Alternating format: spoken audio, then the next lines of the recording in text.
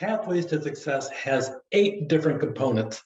Last week, we talked about the very first one called choice. This week, we're going to talk about opportunity. The book really has a lot of good information on it, and we're going to focus in on the second one as to exactly what it is. Here's a couple of quotes, and you'll see quotes throughout this whole presentation in the aspect of what they mean. A pessimist sees the difficulty in every opportunity. An optimist sees the opportunity in every difficulty.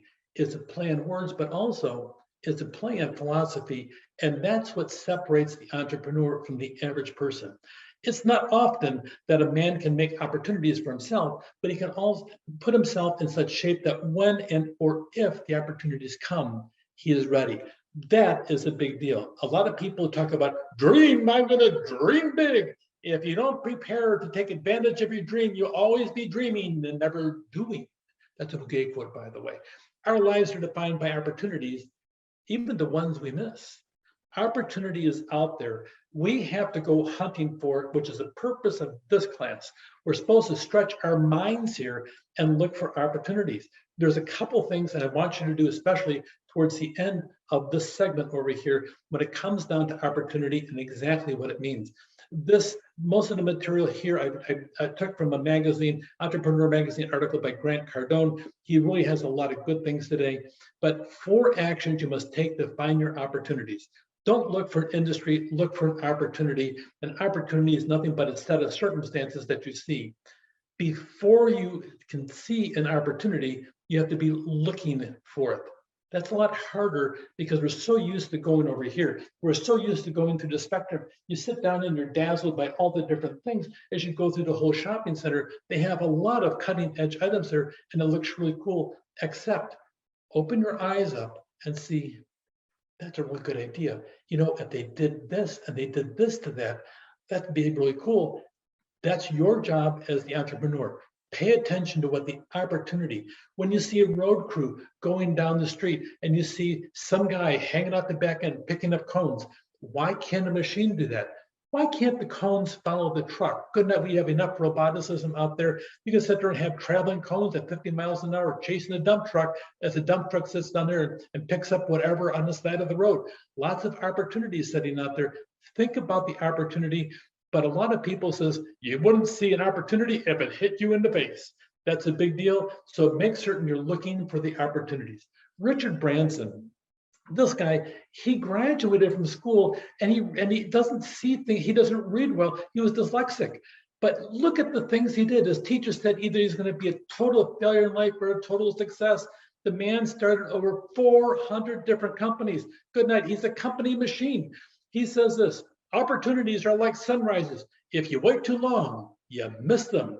As he borrowed that from the Virgin Group. You always want to sit down, and he says this also. If you put yourself in the right mindset to spot opportunities, there's always more to follow. Opportunities are usually disguised as hard work, so people don't recognize them. Frankly, there's a lot of merit to what he just said. Be willing to read and research. Go out and read things about opportunities out there. Get yourself a subscription to Wall Street Journal, to Entrepreneur Magazine. Go out looking at things, read, sit down there and study what is out there. Go look for franchises. Good night. You just type the word franchise on your computer. You'll have all kinds of different companies come hammering at your door. You can pick and choose, and they'll all sit down and have a fee. But of course, you'll get a whole business model out of it in the process. The gal over here, you've probably heard her. She sat there and she wrote a whole series of books called Harry Potter. She was on the edge of total poverty. Actually, she was probably dwelling in total poverty, and people kept on rejecting Harry Potter. Now she's a multi-billionaire from her adventures over at Hogwarts in the process. You have to go for it.